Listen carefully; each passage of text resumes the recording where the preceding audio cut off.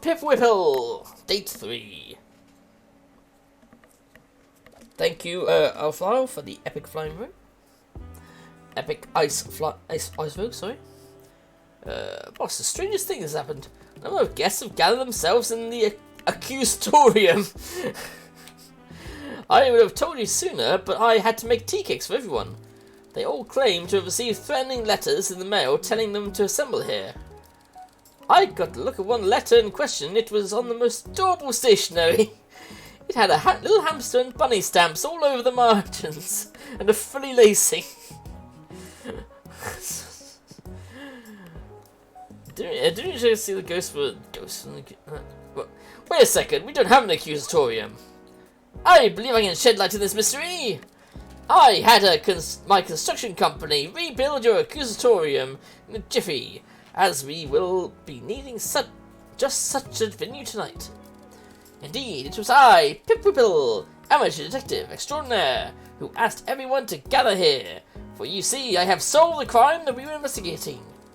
Mistress Whipple? When did you arrive? Oh no, I didn't make enough tea cakes.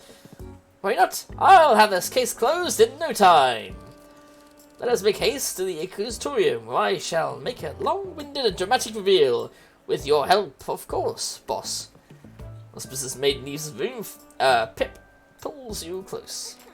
Hey, this is my first time doing this, and I'm going to be honest, I'm not 100% confident in my conclusions, so if you could back me up in there, it would be a big help. The more dramatic you make it, the more legal it is. See, I believe in you, you've got this.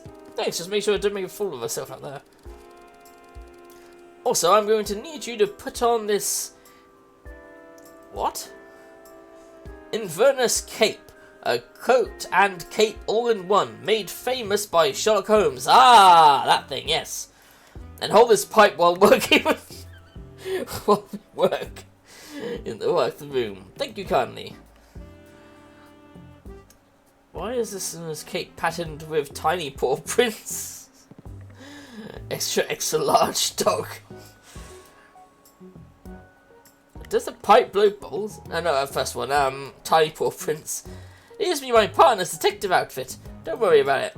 You escort Pip to the accusatorium. As you look around the room, you see a rogues gallery of potential crime committers eating tea cakes. Each one of Pip's initial suspects is present. Max, Penny, Gun, Bonbon, Vlad, Summer, Sinterklaas, Sinterklaas, Fanny, Samuel, Vicky, and Antoine. I have gathered you here today because, as you may know, many days ago, at this point, somebody did a murder at one of those fancy parties we all attended. And furthermore, I have concluded that the murderer is in this very room! The room gasped at the appropriate time. Now, if you will indulge me, I shall begin to unfold the events of that evening. During several staff, I came across a curious series of clues. The apparent victim was in a heated argument just moments before they were found dead. And what's more, the several key witnesses who all collaborate seeing that one of the people arguing had brunette hair. The headlines will read, Max Gentleman, the brown-haired killer. Bonbon, you've got the most brown hair out of everyone here. I think your hair is brown. It is very dark, but it's still brown. Murderer? No, how about the second one? Bonbon Valentine, you've got the most brown hair out of everyone. I'd like to say my hair is more of a dark chestnut. But do go on. Yes, that's who I had suspected as well, except... After I broke into the local coroner's office, I discovered something quite strange. It seems the victim's stomach contained a brunette wig! What?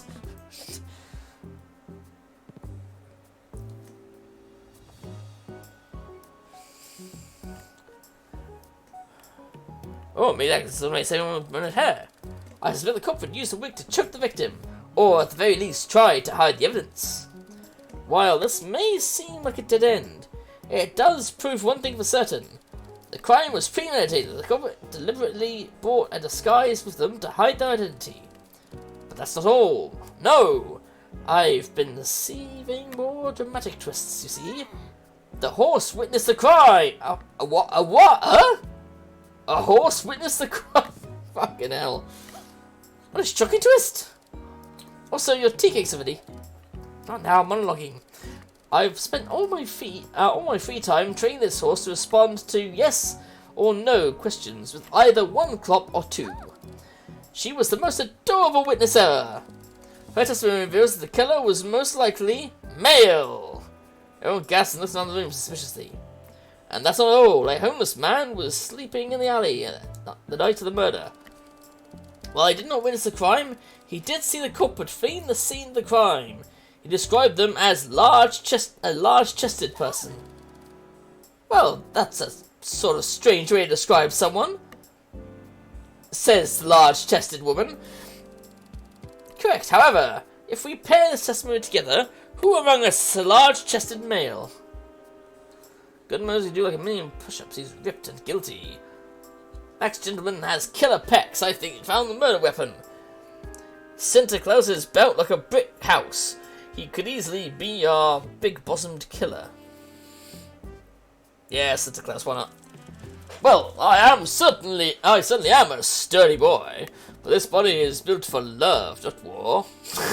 Wink. But all the evidence alone wasn't enough to convince me. No, in fact, it was my next clue that gave me a strongest lead. At the scene of the crime, there was some writing in blood on a nearby wall. First of those curious blood splatter, after all. It just said V-C... Wait. The killer is V. It may sound like nonsense, but upon looking at the street, I saw the victim's dying message in the reflection of the discarded mirror. The killer is V, but they died before they could finish the thing. V for Vlad, V for Vicky. It's not a V, it's an upside down A. The killer is Vlad.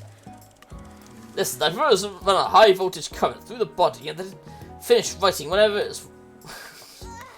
Based on this, I think it's obvious who the real killer is. I believe my co and I are in agreement. It's time for dramatic reveal. The killer is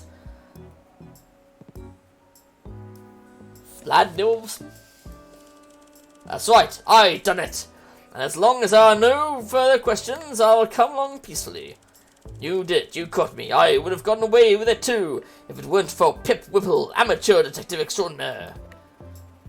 Generic police officers Pip hired to stand outside the room, come in and cuff the guilty party, cutting them off. Everyone claps and pipe beams. We did it, that was awesome. Thank you so much for your help. Everyone finishes their tea cakes and bids you farewell.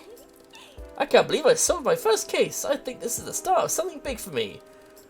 I think I'll open a detective agency. I can train that crime witness horse to search clues, and I'll get a cool detective hat. It's just like my fanfic. Except the horse was a mouse, but that's fine, that's fine. Mrs. Whipple, I was just cleaning up the room and it appears someone dropped this letter, and well, I think you'll want to see this. Huh? More clues? Isn't the same? I do love a good clue. These there aloud. Dear Sorman, as instructed, you will at first deny your guilt, but if pressed, you must admit to the crime. You know what I will do if you don't comply. W. What? Wait a second, are you telling me this was all staged? I didn't actually solve it? I'm a fraud? If there's a letter, her hands visibly trembling, tears are going to hit the paper. Dramatic twist! Just was looking at the determination in her eyes. Dramatic twist. What an amazing third act twist!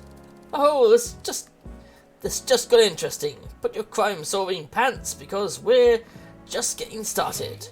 If we crack this case, I'm going to be so famous that everyone's going to be begging me to solve their mysteries. The letter is chock full of clues. I need to investigate further as well. I suppose I should go stop those officers from imprisoning the falsely accused. It takes a moment to compose itself. No one gets one over on Pip Whipple. I'll crack this case wide open. Thank you for your time, my trusty partner. It was to inform the authorities. That was amazing. Oh wow, jinkies indeed. Jinkies, I'd say. And interesting gallery item as well, which I can't see because I'm on stream. But yes, wear that now for reasons.